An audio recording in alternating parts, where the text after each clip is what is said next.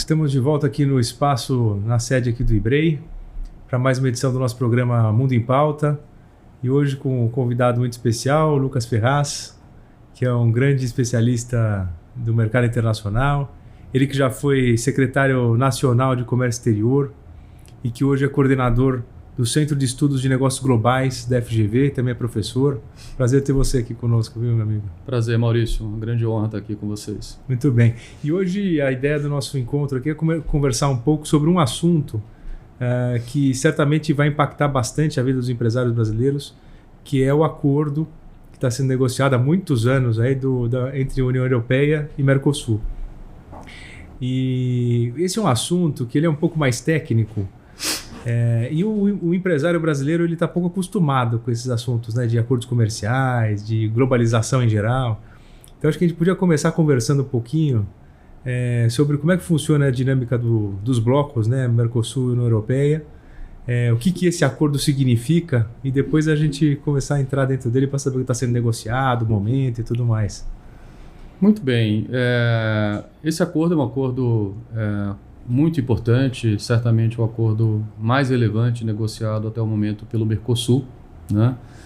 E para quem ainda não sabe exatamente, né, o que significa o Mercosul enquanto uma união, né, aduaneira, nós estamos falando, na verdade, de basicamente Brasil, Argentina, Paraguai e Uruguai, que decidiram lá em 1991, a partir do Tratado de Assunção, negociar uma área de livre comércio, o que significa que são países que comercializam sem pagar impostos de importação, né? Comercializam entre eles.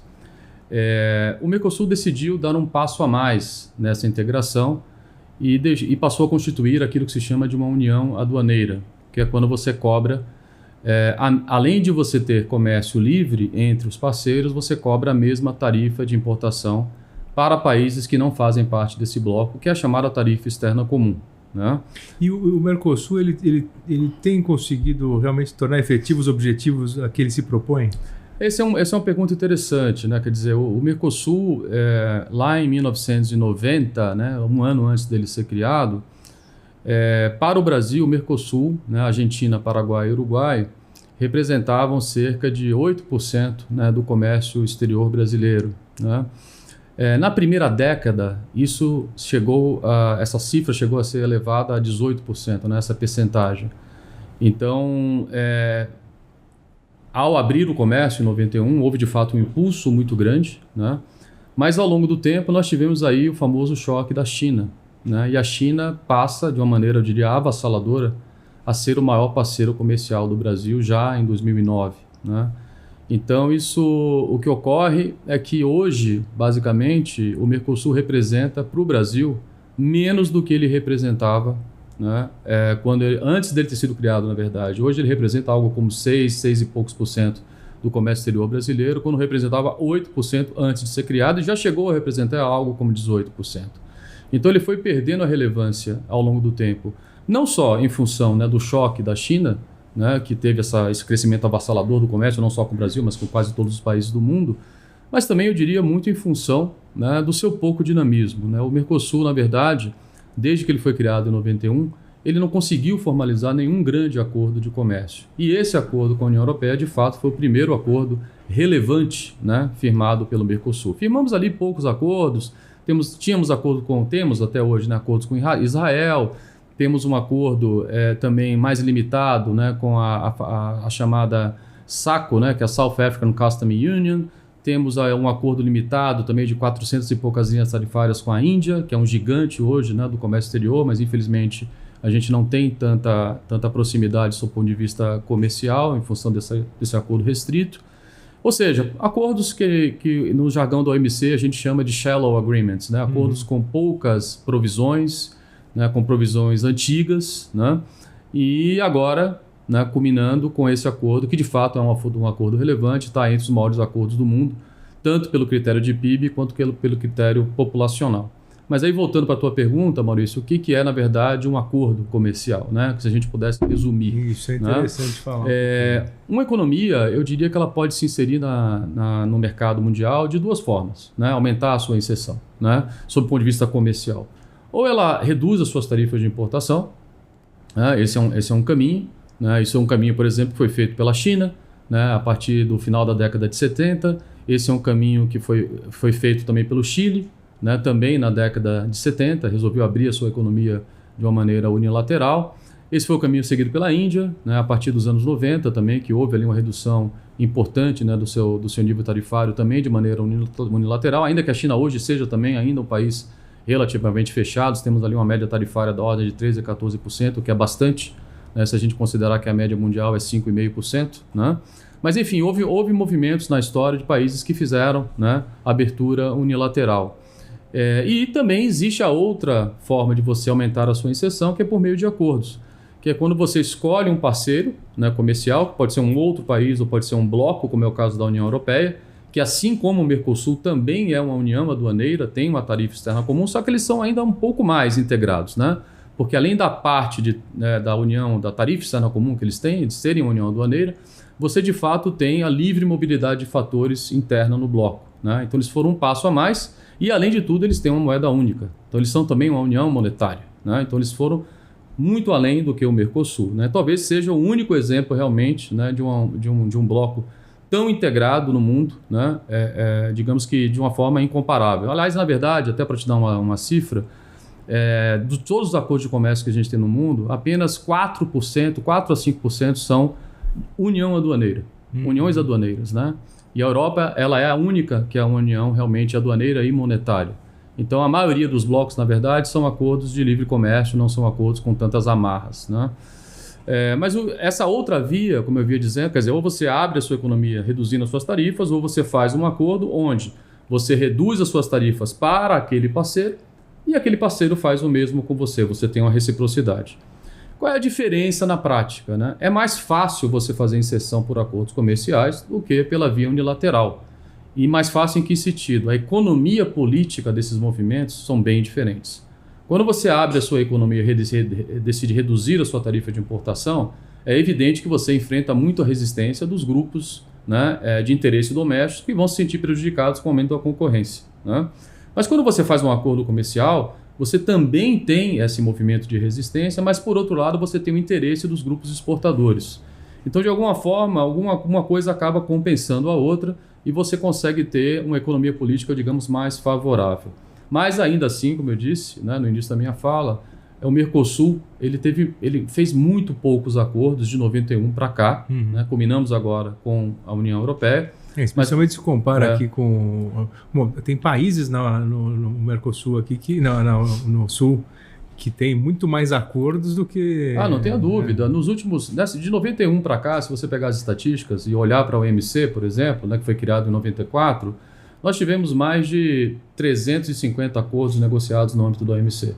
O Brasil ficou parado no Mercosul, começa a negociar, né, final da década de 90, né, começo dos anos 2000 ali com a União Europeia, e conclui a negociação em 2019, e aí o acordo ele passa por um processo de renegociação em 2023 no governo Lula e agora culmina com um novo anúncio, né, no final, em 6 de dezembro de 2024, né, com essa nova negociação. Então, um acordo de comércio é isso, quer dizer, você faz concessões do seu lado, do seu ponto de vista tarifário, o outro país faz a mesma coisa, e além disso você pode negociar um leque mais amplo de políticas, não só a parte tarifária, como a chamada parte não tarifária também. Você pode ter compromissos, por exemplo, de convergência regulatória, né, ou harmonização regulatória em barreiras técnicas, barreiras fitossanitárias.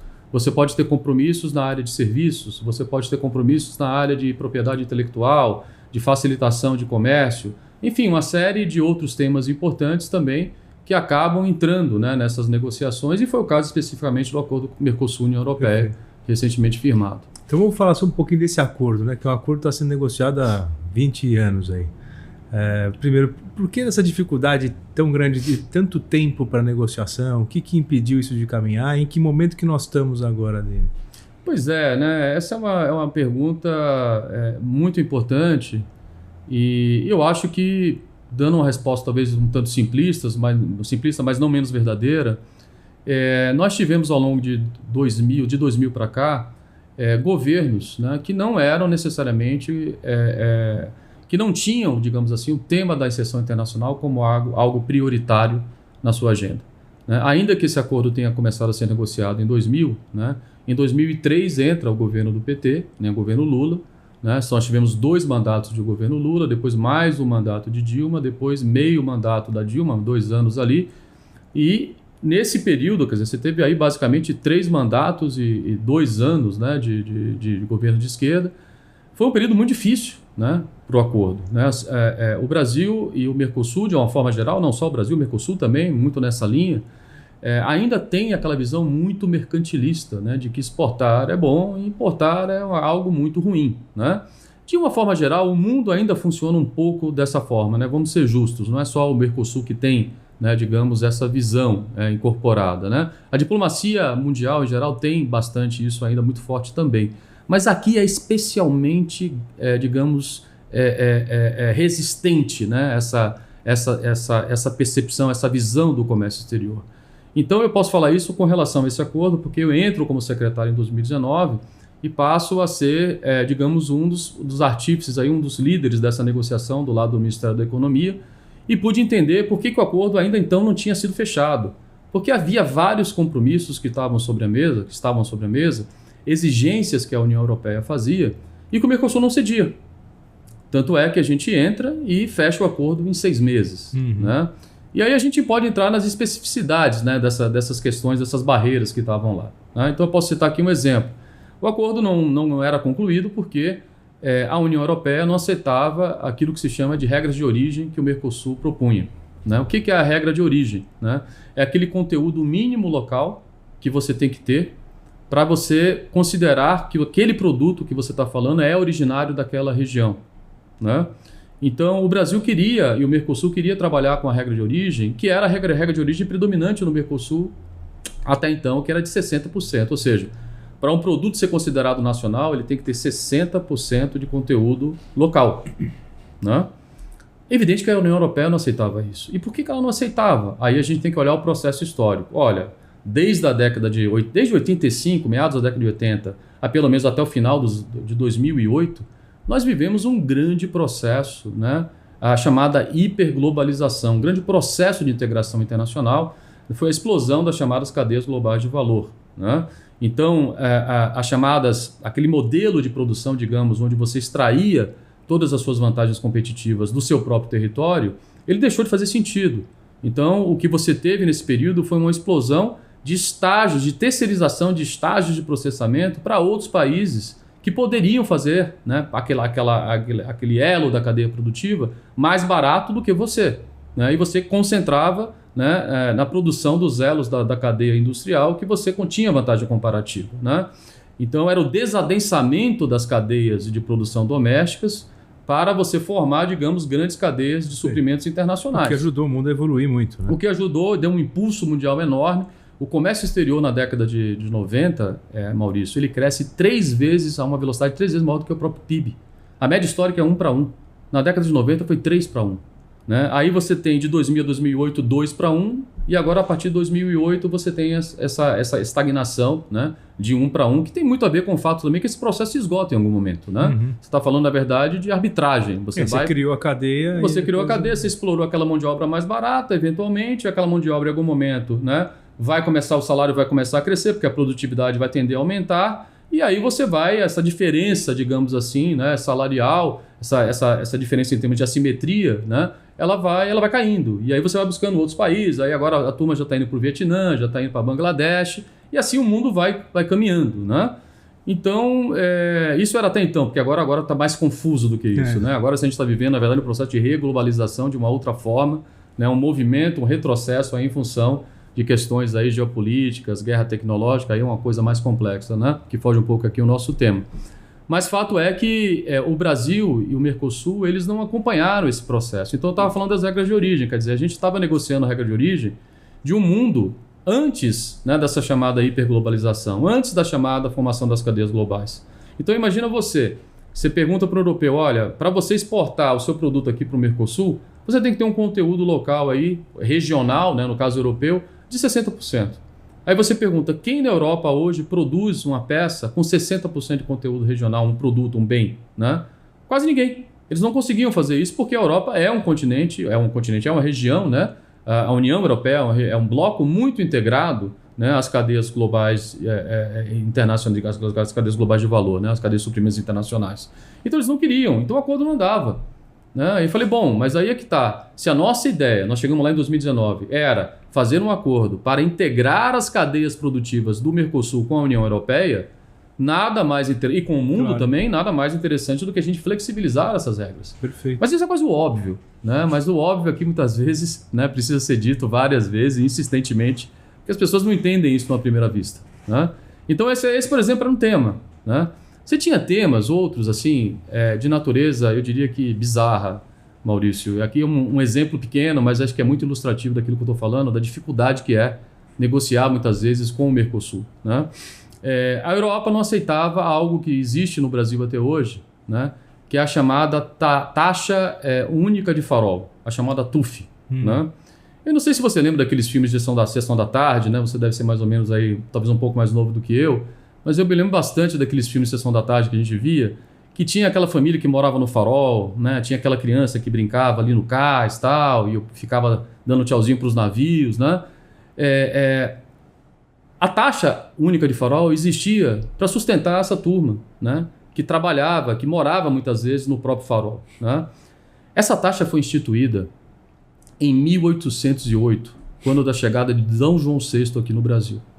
E essa taxa existe até hoje. Né? E é uma grande jabuticaba no comércio exterior brasileiro. A cada vez que um navio atraca num porto brasileiro, ele paga a taxa única de farol. Aí ele sai do Porto de Paranaguá, vai para o Porto de Santos, paga de novo. Se ele for para outro porto brasileiro, ele paga de novo. Não é uma taxa tão grande, mas isso era um irritante na relação comercial com a União Europeia. E eles não abriam mão. Ou vocês abrem mão dessa taxa única de farol, ou não tem acordo. Interessante, né? Olha que coisa realmente bizarra. Né? E o Brasil não abria mão. Olha, quando nós chegamos lá em 2019, né, nós perguntamos, olha, quanto que isso aí rende, né, em termos aí de arrecadação para o Brasil, né? Enfim, para os órgãos competentes à época, tal, a Marinha e etc. E chegamos lá a uma conclusão que era algo realmente irrisório diante dos benefícios potenciais do acordo. Eu me lembro de uma ligação que eu fiz para o secretário do Tesouro, falei, olha, a gente tem que resolver esse problema. Ele falou, não, deixa comigo, a gente resolve aqui. 2 dias depois estava resolvido, a gente tirou a taxa única de farol para o comércio exterior com a União Europeia, para os navios de bandeira, né, europeia, e foi resolvido. Né? Então, assim, eu acho que acho que se explica um pouco, né, dessa resistência particular, né, digamos, especial que existe aqui realmente no nosso bloco para negociar acordos, e tanto é que a gente demorou 20 anos numa negociação, ou 25, ou 24 anos, basicamente, né, que fechamos agora oficialmente com essa nova data em 2024. Isso é ruim, né? Isso gera, digamos, uma percepção de que o bloco não tem dinamismo, né? Gera uma percepção de custo de oportunidade, né? Quer dizer, aquilo que a gente poderia ter feito, ter ganho, né? Se a gente tivesse optado por uma outra rota, que era uma rota de maior abertura, e a gente não conseguiu ter esses ganhos. E talvez até pior, Maurício, isso também baseado um pouco na minha experiência como secretário, né? Isso gera um efeito de demonstração ruim, porque você vai tentar negociar acordo com outros países, muitos deles não se animam para negociar com o Mercosul, porque já partem no princípio que é uma negociação difícil, que digamos, o Brasil e o Mercosul não seriam capazes de negociar acordos com regras modernas, com provisões modernas, com provisões do estado da arte. Então perde o interesse, né, pelo Mercosul, e a gente se mantém um país ainda, digamos, pouco inserido, né? Um bloco pouco inserido no comércio internacional, ainda que com esse acordo. Tá? Só para você ter uma ideia, hoje o Brasil, quando exporta, ele tem ali mais ou menos 13% do seu comércio que são destinados a países onde ele tem alguma preferência comercial, digamos assim. Né? Com o Mercosul, isso sobe para bota aí mais 15%. Tá? Nós subimos então para algo como 28%. Não é incomum você encontrar países do mundo, né, que quando exportam tem 60% a 70% das suas exportações, né, com destino por tarifas preferenciais. Então isso gera um custo enorme para a própria competitividade do setor privado brasileiro. Claro. Né? Porque se eu exporto, só 13% do que eu exporto tem tarifa preferencial no mercado destino, eu estou concorrendo com um cara que tem 60%, 70%. Né? Isso em função do baixo dinamismo. E isso nós estamos olhando um percentual em cima da exportação que existe, né? Porque Exato. Se olhar hoje no Brasil, se não me engano, nos últimos números que eu vi, dos milhões, centenas de milhões de CNPJs que a gente tem no Brasil, assim, menos de 1% exporta das empresas brasileiras. Sim. Não, a gente tem um número muito pequeno de empresas exportadoras, né? O Brasil tem um número de... Hoje, a última atualização que a gente tem é alguma coisa da ordem de 28 mil empresas que exportam, né? E essas pequenas empresas representam ali 1% de tudo que é exportado, né? E, na verdade, o comércio ele é muito concentrado nas grandes empresas. É evidente que o Brasil, pela quantidade de CNPJs cadastrados que nós temos, né? Pela quantidade de empresas que nós temos, a gente deveria ter um número muito maior, né? O próprio México, por exemplo, que é um país que tem, né, um PIB menor do que o Brasil, tem quase 40 mil empresas exportadoras. Então, assim, é muito pequeno, de fato. Isso faz parte porque até do trabalho do Instituto aqui, que é justamente promover essa abertura da mentalidade do empresário brasileiro para o mercado internacional. Mas isso deveria ser, Maurício, política de Estado. Exatamente. Sabe? E não deveria ser política de governo. Aí a gente vai falar agora de, por exemplo, né, de promoção de exportação. Isso é algo que realmente sempre me chamou muito a atenção, né? Eu tive no Chile recentemente. O Chile é um país que eu acho que é um país modelo em termos de inserção internacional, da quantidade de acordos, né, que eles têm de livre comércio, além de já serem um país com uma média tarifária bastante baixa, né, uma média ali de 5%, né, das tarifas de importação, até menos, né, dependendo do produto, mas é um país muito inserido e um país que desde o início, né, da redemocratização, até mesmo antes, ele investiu muito na promoção comercial, né, na promoção dos seus produtos, das suas exportações. Então, só para a gente ter uma ideia, o Chile é um país que tem ali, vamos pensar, acho que 20 milhões de habitantes, ou até menos do que isso, né? Mas o Chile tem 53 escritórios internacionais de promoção de exportação e atração de investimento, né? O Brasil não tem 12 com a Apex. Né? Deve ter aí 10, 11, 12 no máximo, não tem nada muito mais do que isso. Né? Quer dizer, isso é um país que realmente leva a sério a promoção comercial. Né? O Chile é menor em termos de PIB do que o estado de São Paulo, longe. Né? O estado de São Paulo é o tamanho da Argentina. Né? O estado de São Paulo tem 4 escritórios internacionais. Né? Quer dizer, a gente não leva a sério nem a promoção comercial em nível federal e muito menos em nível subnacional. Né? Porque não é incomum você encontrar estados, né, nos países desenvolvidos que têm escritórios internacionais também. Né? A chamada paradiplomacia funciona para burro. Né? Mas aqui no Brasil a gente não tem essa tradição. Quando você fala de comércio exterior aqui no Brasil, o pessoal fala, isso aí é tema de Brasília. A gente aqui no estado não tem nada para fazer com isso não tem nenhuma ação a ser feita. Não é verdade. Né? Mas isso é uma mudança cultural. Né? O Chile conseguiu fazer isso muito bem, o Brasil está muito atrasado, eu diria que a Argentina também, muito pouco, né? Faz muito pouco em termos de promoção comercial, mas é a nossa realidade. Exato. Agora, voltando aqui para a questão do acordo, né? Nós tivemos, acho que você passou bastante um perfil do que aconteceu pelo lado do Mercosul.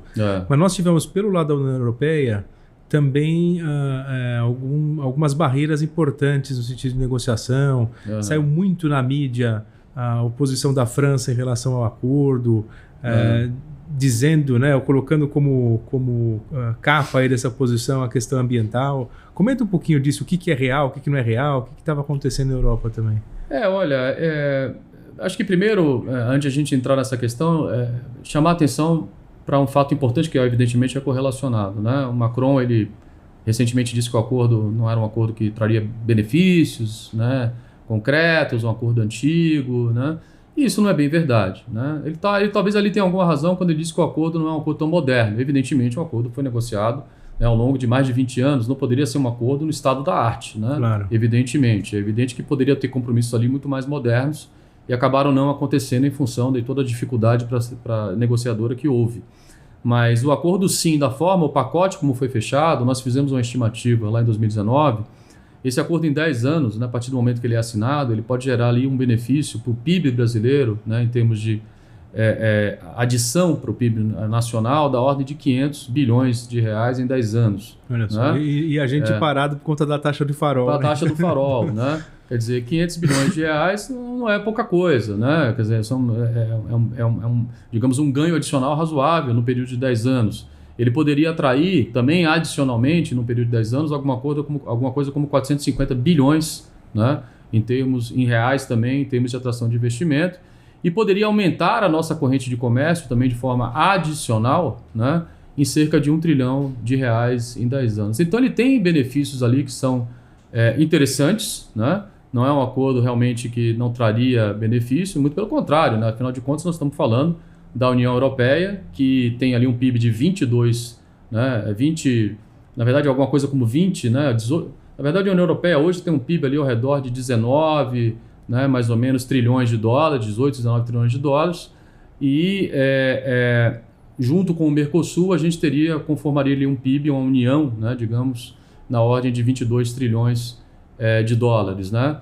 Lembrando que a economia americana, a gente seria, digamos, aí um bloco, a economia dos Estados Unidos tem 28 trilhões, o Mercosul tem 22 trilhões. Está ali entre os maiores blocos, né? Não é o maior, mas está entre os maiores blocos do mundo em termos de PIB e também em termos populacionais. Nós estaríamos falando também de algo como 718 milhões, né, de consumidores potenciais. Então, é realmente um acordo interessante, um acordo que pode aumentar certamente de forma significativa, né, o nível da nossa inserção, tanto do ponto de vista do aumento do comércio quanto da atração de investimento e, mais importante, benefícios para o consumidor brasileiro, com produtos mais baratos, com produtos de melhor qualidade, né, e de maior diversidade, que são os benefícios clássicos, né, quando você fala, né, de abertura comercial.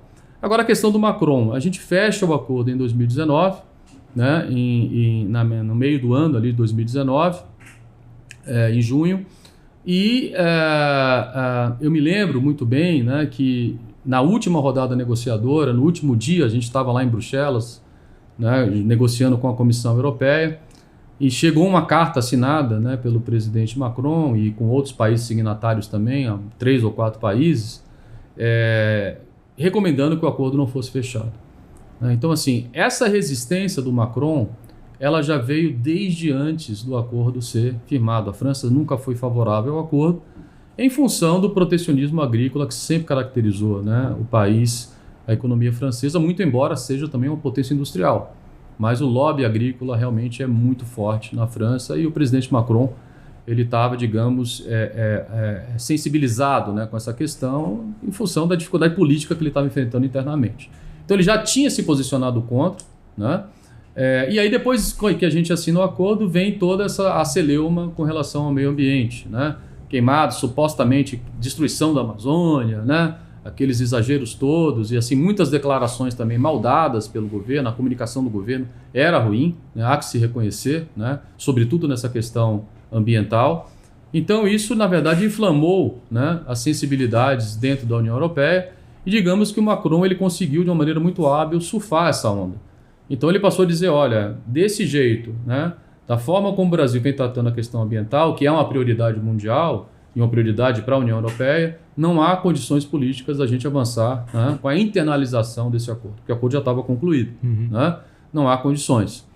E a gente tentou, né, trabalhar essa questão de forma diplomática, conversando, né, com a diplomacia da União Europeia e tentando ver como é que a gente conseguia articular isso e, ao final das contas, eles disseram, não, tudo bem, a gente vai avançar na internalização, mas a gente precisa que vocês assinem conosco uma side letter reafirmando os compromissos ambientais que já estavam no acordo. Do Pacto de Paris. Não, no acordo, no capítulo de comércio e desenvolvimento sustentável do acordo. Tá. Né? Então, a gente falou, olha, se não é nenhum compromisso adicional, né, a gente assina. Se o problema é esse, nós vamos assinar. E dissemos isso para a União Europeia. Isso já estamos falando de 2020, 2021. Né? Essa carta nunca chegou. Essa side letter nunca veio para o Brasil. Né? E essa carta só chega em 2023, quando o governo Bolsonaro perde as eleições, né? Em 2022, entra o governo Lula, e aí essa carta chega. Né? E o governo Lula, evidente, entra com um discurso, digamos, antagônico nessa área, né? Do tipo, olha, o Brasil tem que fazer o dever de casa, nós vamos acabar com toda a suposta destruição da Amazônia, né, com todas as dificuldades que a gente sabe que isso envolve, né, não é uma coisa tão simples a questão da Amazônia, e a própria Marina Silva, ministra, hoje está vendo as dificuldades que ela tem com essa questão das queimadas, né? Então, enfim, mas ali a gente tem as narrativas políticas, né, como sempre existem. Então a narrativa política positiva, né, que foi feita pelo governo Lula em termos de um governo que teria compromissos mais firmes com a questão ambiental, meio que minou o discurso do Macron. O Macron ficou numa situação difícil. Agora, como é que eu vou sustentar essa história, né? Das queimadas, do pouco compromisso ambiental, com o presidente da República que vem a público e diz que o Brasil agora vai ser líder, né, da transição energética no mundo. E aí ele não teve outra alternativa senão dizer exatamente aquilo que ele sempre gostaria de ter dito e nunca disse. Ele veio aqui em São Paulo e disse, dentro da Fiesp, que ele era contra o acordo porque ele não acreditava nos benefícios do acordo. Essa foi toda a história. Né? Então, na verdade, isso foi uma série de movimentos, eu diria, hábeis sob o ponto de vista político, mas foram narrativas que foram criadas por ele justamente para tentar frear um acordo que é muito importante para o Mercosul e muito importante para a União Europeia também. Haja vista a base industrial que tem a União Europeia e não esqueçamos que o Brasil tem hoje, na área industrial, entre as tarifas de importação mais altas do mundo. Né? Então, o acesso ao mercado que os produtos industriais europeus teriam aqui no mercado brasileiro, ou terão no mercado brasileiro, é um acesso ao mercado significativo. Perfeito. Bom, mas apesar dessa oposição aí da França, o acordo foi assinado. Em que momento que nós estamos dele agora? Pois é. E por que o acordo foi assinado agora? Né? Esse é um ponto também interessante. Quer dizer, o acordo estava assinado em 2019, Lucas. Como assim? Ele foi reassinado, né? Aí, bom, nós concluímos as negociações. Lá em 2022, final de 2022, quando o Lula ganha as eleições, eu comecei a escutar, eu ainda estava em Brasília, né, encerrando o mandato, o Celso Amorim, assessor do presidente Lula, o ministro Celso Amorim, dizendo que o acordo não poderia ser fechado porque tinha problemas no capítulo de compras governamentais. Né? E aí eu falei, mas como assim? Né? Nós poucos negociamos o capítulo de compras governamentais. Lembrando que esse acordo foi um acordo feito a várias mãos. Né? Quando eu entrei em 2019, o capítulo de compras governamentais estava praticamente fechado. Né? A gente pouco mexeu no capítulo de compras governamentais. Teve um detalhezinho ou outro ali na parte de encomendas tecnológicas que eles também mexeram, mas o grosso estava lá. A gente não teve nenhuma grande ação, né, nesse capítulo. Fato é que eles entenderam que tinha que mexer no capítulo de compras governamentais e forçaram, digamos, uma reabertura do acordo. Aquilo que simplesmente poderia ter sido uma side letter, que o Mercosul poderia ter visto, olha, isso aqui me interessa, isso aqui não me interessa, vamos assinar, não vamos assinar, virou uma reabertura do acordo. Com um risco enorme, porque quando você reabre um capítulo, você desequilibra a negociação. Claro. Se você pede uma coisa que já estava negociada, você faz, olha, eu quero fazer um backtracking agora. Eu quero retirar isso aqui que eu tinha te dado, né, na negociação. Aí você fala, bom, mas peraí, o que você vai me dar em troca então? Você está retirando alguma coisa para mim, eu quero um benefício disso. Então corria-se muito risco de você restartar um processo negociador que havia sido concluído depois de 20 e tantos anos.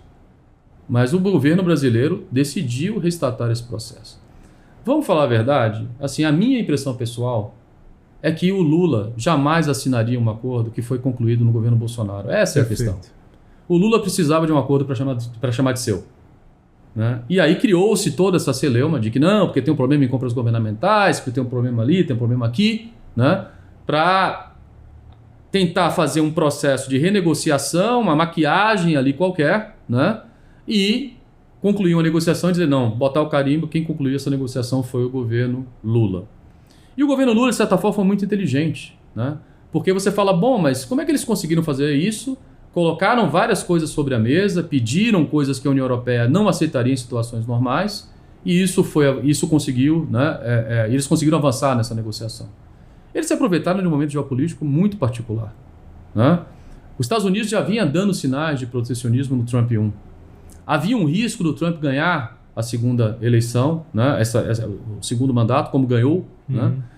Então havia já uma avaliação, né, também dentro da União Europeia, de que algo precisaria ser feito para diversificar também o seu comércio com outras regiões do mundo, não ficar tão dependente do comércio com os Estados Unidos. Perfeito. E o governo Lula antecipou isso também. Né? Isso tudo estava no jogo. Né? Então o governo Lula extraiu benefícios, entre aspas, da União Europeia, que em situações normais jamais a União Europeia teria cedido. Que foram backtrackings assim, no sentido de piorar as práticas internacionais, de você se distanciar de práticas internacionais modernas. Né? E aí eu cito alguns exemplos. No acordo propriamente que nós negociamos, a desgravação, por exemplo, do setor automotivo já era uma desgravação longa de 15 anos. Tá? Vamos lembrar aqui que todas as cestas da União Europeia que foram negociadas com o Mercosul, eles vão para a tarifa zero no máximo em 10 anos. As tarifas industriais é basicamente no ato, quase tudo eles liberam no primeiro ano do acordo.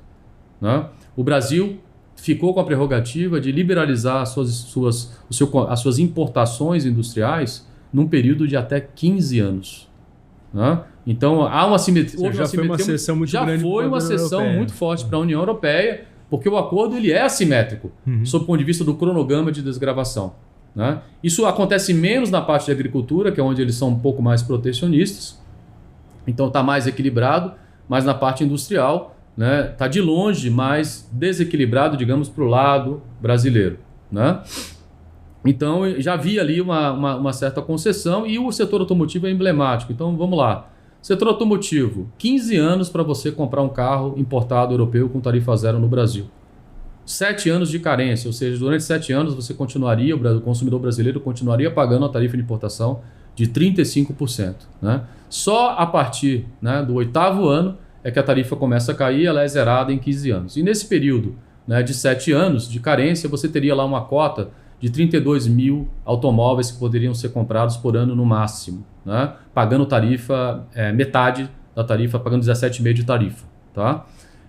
Já era um compromisso, eu diria, bastante aceitável para o setor automotivo. Né? 15 anos de gravação, dá tempo suficiente você se preparar para um eventual aumento da concorrência da União Europeia. Um eventual não, um aumento esperado, né, da concorrência dos carros europeus aqui no mercado brasileiro. 15 anos. Né? Aí agora o governo renegocia esse capítulo, né? E mantém os 15 anos para motores a combustão. Olha que coisa interessante. Mantém os 15 anos para motores a combustão, aumenta para 18 anos para carros elétricos. Isso um governo que se diz comprometido com as mudanças climáticas, né, e a aceleração da transição energética. É claro que uma medida dessa só retarda, né, porque você vai continuar importando carro elétrico muito mais caro, em função de um período mais longo, então 18 anos. E carros movidos a hidrogênio, que pouco existem ainda no mundo, você tem poucos exemplos, 26 anos. 26 anos? 26 anos. Né? Carros que não existem ainda, tecnologias que não existem, 30 anos. Como você coloca uma provisão no acordo com carros com tecnologias que ainda não existem? Entendeu? Mas se aparecer aqui, eu não sei qual é a tecnologia que virá, mas se vier uma tecnologia nova que não existe até hoje, entendeu? Meu compromisso com você é só reduzir a tarifa em 30 anos. Ou seja, como é que... E aí o governo acaba vendendo isso como uma vantagem. Por isso que quando eu falei vantagem, eu coloquei vantagem entre aspas. Isso é uma vantagem ou é uma desvantagem? Só para as montadoras aqui. Né? Só uma vantagem para as montadoras. Se você pensar sob o ponto de vista do consumidor brasileiro, o que o consumidor brasileiro tem a ganhar com isso? Nada. Nós vamos ter que esperar 18 anos para comprar um carro elétrico, né, aqui no Brasil, com tarifa zero da União Europeia. E mesmo para o país, né, porque o que a gente percebe muito, se olhar para o histórico do mundo, os países que abrem a sua economia forçam o desenvolvimento das suas indústrias, né? Porque você vai ter que ter nível para fazer uma competição com o mercado internacional. Exato. Então, no fundo, nesse afã de querer proteger a indústria nacional com o isolacionismo, você faz com que a indústria não avance. Exatamente. E talvez daqui a 15 anos, 18 anos, quando abrir, nós vamos estar muito aquém do desenvolvimento do mercado. Exatamente. A gente sempre fica atrás, correndo atrás. Né? E além disso, além deles terem estendido esse prazo, nós tivemos também uma outra provisão nesse setor, que são as chamadas salvaguardas bilaterais.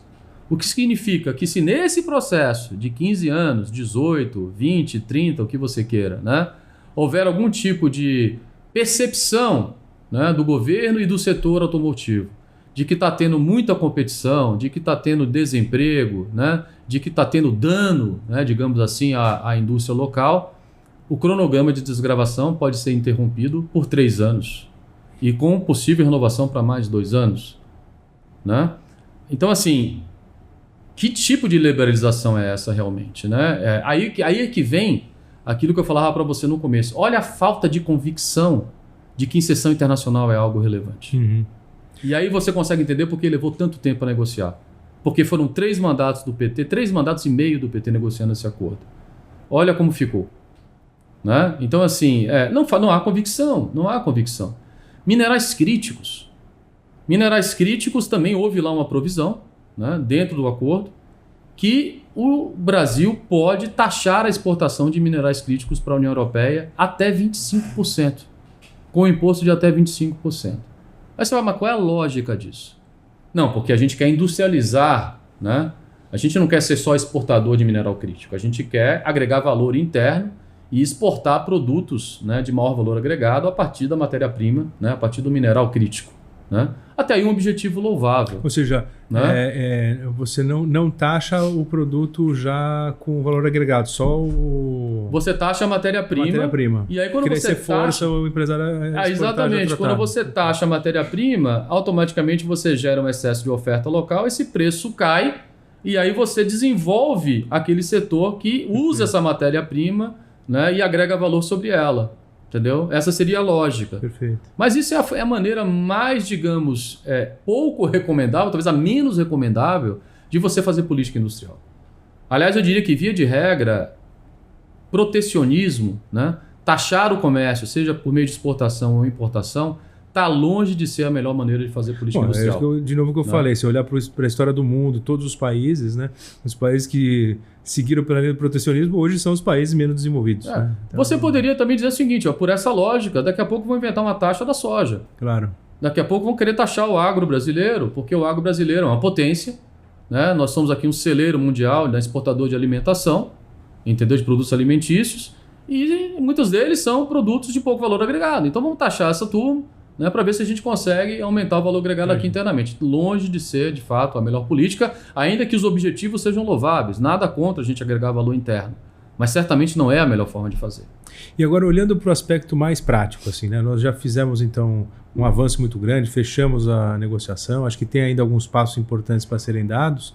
Né? O que a gente deve esperar? O empresário brasileiro que está olhando para esse movimento, o que ele deve esperar no sentido de lapso temporal, né, para começar a surtir efeitos aqui na vida prática dele, né? Quanto tempo isso vai levar ainda, esses passos finais, e quais são os principais efeitos que vão começar a ser sentidos aqui no Brasil? Pois o acordo, como ele foi renegociado, né, ele tem que passar novamente por um processo que ele já tinha passado, que é o chamado legal scrubbing. Né? Então o acordo ele foi rascunhado, digamos assim, em inglês. Né? Então há que se fazer uma revisão jurídica de tudo que foi, né, escrito, né, para que não fique nenhuma ponta solta sob o ponto de vista jurídico. E há que se fazer também a tradução, né, dos vários idiomas da União Europeia, são mais de 20 idiomas, né, e também aqui no Mercosul em português e espanhol. Né. E assim, só para deixar claro que todos esses processos, né, mesmo a redação jurídica e a tradução, são processos de negociação também, né, de uma certa forma. De alguma forma, sempre tem ali alguma coisa que, mas eu tinha entendido isso, não, eu entendi isso aqui. E aí você tem, né, um trabalho de diplomacia, né, que o Itamaraty faz e faz muito bem, né, que terá que ser feito, né, novamente, em função desses novos pontos que foram negociados. Né, setor automotivo, a parte de compras governamentais, que eu não falei também, foi retirada toda a parte de compras do SUS. Né? E aí qual é o objetivo final? Né? É que o governo tenha espaço de política para fomentar a industrialização, a indústria da saúde no Brasil. Perfeito. Né?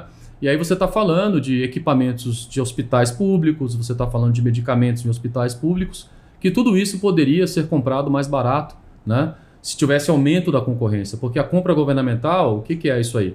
É você dizer o seguinte, olha, na hora que o governo abre uma licitação, os países da União Europeia concorreriam em igualdade de condições com os fornecedores brasileiros e vice-versa.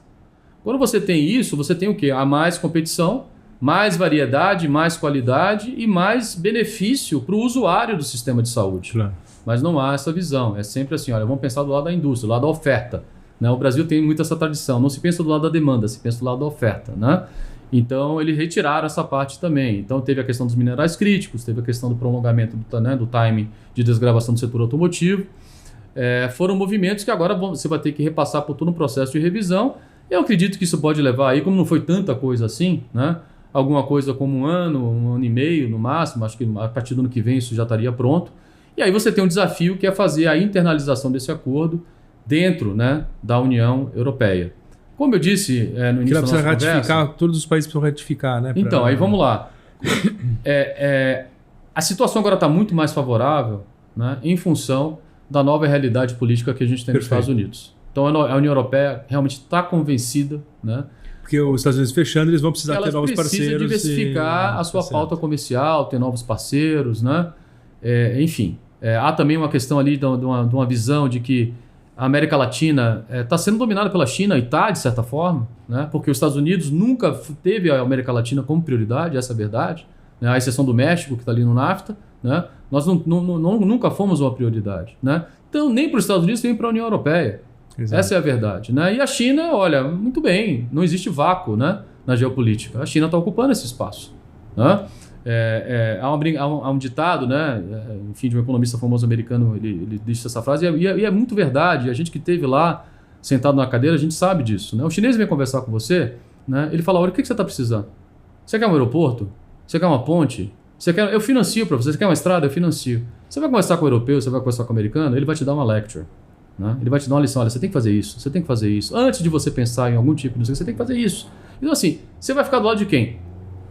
Né? E ainda mais agora quando você vê um comportamento hostil, né, do lado americano, do seu ponto de vista comercial. Uhum. Né? Você tem um cara que está aqui querendo tributar as minhas exportações. E tem um outro cara lá na Ásia que é o meu maior parceiro comercial, diga-se de passagem. E vamos lembrar, Maurício, a China hoje representa 30%. Né, das nossas exportações. Os Estados Unidos são 12%. Uhum. Né? A União Europeia é 15%. A China 30%. De 2000 a 2024, o nosso comércio com a China cresceu 68 vezes em termos de valor. Com a União Europeia, cresceu 3,5%. Que coisa. Com os Estados Unidos, 3,2%. Com a Argentina, 2,5%. Para onde que está caminhando o nosso comércio? Olha. Para onde que está caminhando o nosso comércio? É preciso ter essa visão, né? Então, assim, e o Brasil... A Europa percebeu isso e agora... E a Europa começou a perceber isso. Eu me lembro que eu conversei muito isso com diplomatas europeus à época. Vocês estão nos empurrando para a China. Ou vocês tomam uma atitude, realmente, vamos avançar e vamos estreitar os nossos laços, ou inevitável vai acontecer, e já vem acontecendo há muitos anos. Né? A Ásia como um todo, hoje, representa mais do que 50% do comércio internacional brasileiro. Né? Tanto é que nós fechamos o primeiro acordo com a Ásia, de um país asiático, foi com Singapura. Já com essa visão de que a gente tem que explorar essa região. Mas ainda falta uma estratégia clara. Nós não temos uma estratégia clara de negociação com a Ásia. Uhum. E a Ásia é um bicho muito complicado para o Brasil em função, né, do padrão de comércio que a gente tem com a Ásia. Nós exportamos commodities para a Ásia e importamos produtos industrializados. É um padrão tipicamente ricardiano, né? Cada um exporta ali o que é a sua vantagem comparativa natural e isso tem uma resistência, gera uma resistência muito grande aqui em termos de economia política, sobretudo do lado industrial. Haja vista a negociação com a Coreia do Sul, a gente estava tentando negociar um acordo com a Coreia do Sul, esse acordo paralisou, foi bloqueado, não há como se negociar um acordo com a Coreia do Sul em função da resistência, né, do setor industrial brasileiro, né, dada a competição, claro, né, do lado... Então assim, a Ásia é um desafio, mas fato é que hoje é mais do que 50% do comércio brasileiro. Né? Então a gente tem que olhar com muito carinho, né, para essa região e traçar de forma inteligente uma estratégia de inserção internacional nesse continente, que hoje é o continente mais dinâmico. Aliás, quando a gente fala em fechamento, né, da economia, essa história de fechamento de economia e de protecionismo é coisa do Ocidente. Né? Quando antigamente era o contrário, né? O Ocidente era o bastião, né, do liberalismo. Está ao contrário agora. Quando você fala de protecionismo, você está falando de Europa, você está falando dos Estados Unidos. Agora vai na Ásia e vê se tem alguém falando de protecionismo lá. Né? Recentemente eles fecharam a RCEP, né? Que é o maior acordo, né, de livre comércio do mundo. 35% do PIB mundial. Né? Um acordo que envolve China, envolve Austrália, envolve uma série de países, Japão, envolve uma série de países importantes naquela região. E eu acho que a gente tem que começar a olhar para essas coisas. Tem a CPTPP também, que os Estados Unidos saiu, que também é um acordo importante, que envolve economias relevantes na Ásia. Enfim, falta um pouco realmente dessa visão. Então, mas aí olhando para esse acordo União Europeia-Mercosul, já vimos que tem um time-lapse, né, um período de tempo de pelo menos um ano e meio para terminar essa parte jurídica e traduções. Isso aí. Tem mais um período para fazer a integração disso dentro da Europa. E aí isso já vai começar a gerar efeito para o empresário. Às vezes parece, a gente fala com esses períodos temporais, parece que nós estamos falando de alguma coisa, não, puxa, por que nós estamos conversando desse assunto agora, sendo que é um assunto que pelo menos 2 anos aí. Mas considerando os impactos que isso pode gerar, você tem que... Os empresários brasileiros precisam começar a se preparar. Não tenha dúvida. Né? O tipo de concorrência que vai surgir para abertura de mercado. Perfeito. Olha, eu falei 1 ano, 1 ano e meio para esse processo de revisão de texto, tradução, e aí você tem um processo de internalização. Tá? Como houve a combinação do chamado splitting do acordo, o que é o acordo? O acordo tem uma parte política, tá? E uma parte comercial. Né? Se o acordo fosse empacotado, né, digamos, em um único corpo, digamos assim, e fosse submetido, exatamente, fosse submetido às instituições da União Europeia, ele teria que passar por unanimidade no Conselho Europeu, que é como se fosse ali o Senado, né, europeu. Ele teria que passar por maioria simples ali, possivelmente no parlamento, e depois ele teria que ser aprovado em cada um dos parlamentos dos 27 membros da União Europeia. Tá? Como houve o splitting, né, eles separaram a parte comercial da parte política, a parte comercial é competência da Comissão Europeia. Perfeito. Tanto é que você viu recentemente a própria Ursula von der Leyen ali um pouco de atrito com o Macron. Macron forçando uma barra e ela deixou muito claro, isso aqui é competência da Comissão Europeia. Você pode não querer, mas o meu mandato é para fechar o acordo. Né? Então, com esse split, o que acontece? O Conselho Europeu tem que passar pelo Conselho Europeu também, mas deixa de ser por unanimidade. Então, se a gente tiver a aprovação de 55% dos países da União Europeia, que significariam hoje 15 países, né? E que representando 65% da população, passa.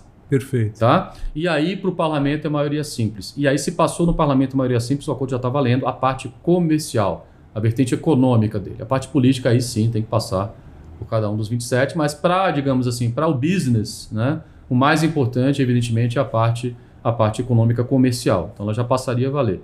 A minha impressão é que isso vai avançar, sobretudo diante das dificuldades geopolíticas que a gente vem testemunhando, né, ultimamente. E aí é o que você falou, um acordo assinado, ele tem vigência bilateral, então a gente não corre o risco, por exemplo, de amanhã entrar um governo, né, na Argentina, ou enfim, ou algum outro país do Mercosul que seja contra o acordo, né? A vigência bilateral significa o seguinte, a União Europeia internalizou, o Brasil internalizou, o acordo já está valendo para o Brasil e a União Europeia. Perfeito. Né? Então, eu acho que no máximo aí de um espaço aí de 2 anos, 2 anos e pouco, esse acordo deve estar ratificado, né? E aí, evidentemente, que o empresário, o investidor, ele está olhando para frente, né? E quando ele olha para frente e vê um período onde, né, digamos, a interconexão entre Europa, Brasil e Mercosul só vai tender a aumentar em função da remoção das barreiras, os investimentos começam imediatamente, o planejamento dos investimentos já começa. Né? Os ativos já começam a se movimentar, né? Os recursos já começam a serem realocados, né? O portfólio começa a ficar diferente. Então, isso já começa a acontecer no momento da assinatura do acordo. Perfeito. Né? E é o que a gente estava falando, ou seja, depois para o empresário fazer alterações nos seus processos produtivos, na sua estrutura, né, para fazer frente à competição internacional ou fazer frente às novas oportunidades de mercado que vão se abrir, né, a partir do momento que o acordo começar a valer, isso é algo que 2 anos é muito curto em espaço de tempo, né, olhando para a perspectiva interna aqui do empresário. Então é importante conhecer mais detalhes já do que vai impactar isso lá na frente para que ele possa fazer as adaptações não tenho dúvida. necessárias. Quer dizer assim, eu tô falando 2 anos para esse processo e que a partir do momento que você ratifica, né, o jogo começa a valer e o empresariado começa a se movimentar, mas na verdade você tem toda a razão. Se há a percepção, desde já, do empresariado brasileiro de que o acordo vai ser ratificado e muito provavelmente irá, o movimento começa agora. Perfeito. Né? O interesse pelas provisões, né, pelos capítulos, né, do acordo começam agora. Então, eu quero saber quais são os detalhes, quero saber como é que eu posso exportar o meu produto de uma maneira mais, digamos, eficiente, mais barata. Quero saber como é que eu posso comprar produtos também de maneiras mais baratas. Quero saber quais são as provisões que tem no capítulo de compras, né, no capítulo de serviços, né, se eu sou uma empresa do setor de serviços. Tudo isso tende a começar a partir de agora com essa antecipação, né, da ratificação do acordo. Né? Perfeito. E eu acho que daí vale uma conversa específica, né, em algum momento do futuro, para a gente falar, olhando para cada uma das cestas, né, cada um dos tipos de produtos, cada um dos setores, que tipo de impacto que vai surgir, qual que são os tempos, né, para isso acontecer, para que o empresário possa realmente se preparar. Exatamente. Né? Aí você tem aí os analistas econômicos, né, as análises de impacto, Já existem alguns estudos publicados, nós inclusive publicamos, né, estudos na época que eu estava como secretário de Comércio Exterior, né, modelos de equilíbrio geral, modelos econométricos, enfim. E para o empresário que queira conhecer, assim, especificamente para o impacto no setor dele, tem algum lugar que ele pode buscar hoje informações, algum tipo de material? Eu acho que materiais oficiais eu desconheço. Tá? Nós fizemos uma publicação na época, né, do acordo, que detalhava os impactos setoriais, né? Eu acho que nós tínhamos ali algo como 60 setores, mais ou menos, da economia brasileira. Mas eu tenho a impressão, salvo o melhor juízo, que essa publicação foi retirada, né, no novo governo, e o novo governo não publicou um novo documento detalhando, né, esses impactos. Mas há sim documentos de consultorias privadas que fizeram esse exercício e é possível encontrar ali algum tipo de estimativa. Perfeito. Tá? Oficialmente não, desconheço. Acho que mensagens finais, nós já estamos no final do nosso tempo aqui. Olha, foi uma aula realmente hoje de economia, de geopolítica, de estratégia, puxa vida, quanta bagagem, né? Tem quem tem a oportunidade como você de ter passado assim pelos bastidores, né? Dessas negociações, da política mundial. O que você pode deixar assim, de recado final para o empresário brasileiro dentro desse assunto aí do acordo que está por vir? Olha, é uma grande oportunidade para o Brasil, né, para o Mercosul. Eu acho que é importante conhecer o que está no acordo, né, os capítulos, as provisões, porque realmente vantagens, né, serão extraídas para o consumidor brasileiro, para o empresário. É um win-win, né? Uma situação de ganha-ganha do lado europeu, do lado brasileiro, do lado dos países do Mercosul. Mas eu acho que esse acordo, a sinalização desse acordo, ela não deve gerar, né, uma sensação ingênua de euforia de que o problema da inserção brasileira internacional está resolvido. Ele não está. Né? E tampouco ele deveria gerar uma sensação, uma euforia ingênua de que, olha só, o Mercosul funciona. O Mercosul não precisa de reformas. Nós conseguimos fechar um dos maiores acordos de livre comércio do mundo. É verdade, mas nós levamos 24 anos para fazer isso. Então tem algo que não está bom, né? Tem algo que precisa ser revisto, né? Com responsabilidade, né? Com sensibilidade política, dialogando, né? Com todas as partes interessadas. Mas, por exemplo, um tema hoje que está na mesa do Mercosul, que foi colocado pelo Uruguai, à época do presidente Lacalle Pou, e continua sendo defendido pelo presidente atual, porque o Uruguai tem essa coisa interessante, né? A política de inserção internacional no Uruguai, ela é de Estado, ela não é de governo. Se você que entra a direita, entra a esquerda, o Uruguai continua com a mesma visão de que o Mercosul tem que ser uma plataforma de inserção internacional. Né? Isso é interessante. Né? Então, essa iniciativa começa com o Uruguai, ela está sendo agora endossada pelo governo Milei, que é a iniciativa de flexibilizar as negociações no Mercosul. O fato do Mercosul ser obrigado a negociar em bloco, né, isso engessa a capacidade negociadora do Mercosul. Né? Você é uma união aduaneira, você tem que negociar em bloco. Então, se eu quero negociar com um país, se um determinado país não concorda, a negociação não vai à frente. Então, hoje o que está sendo discutido no Mercosul, por exemplo, é a possibilidade dos países serem livres para negociarem acordos de forma individual. Perfeito. E aqueles outros países que queiram acompanhar a negociação têm o direito de acompanhar, né? Tem a prerrogativa de acompanhar, mas caso não queiram, isso não inviabiliza que o outro país vá adiante na sua negociação. Esse é um tema sensível, não é um tema simples. Há muita gente que não concorde com essa visão, mas eu acho que diante do histórico do Mercosul, diante dos poucos resultados que nós mostramos, é uma iniciativa, por exemplo, que há que ser analisada com muito critério, com muito cuidado, e eu defendi essa iniciativa pessoalmente enquanto fui secretário. Né?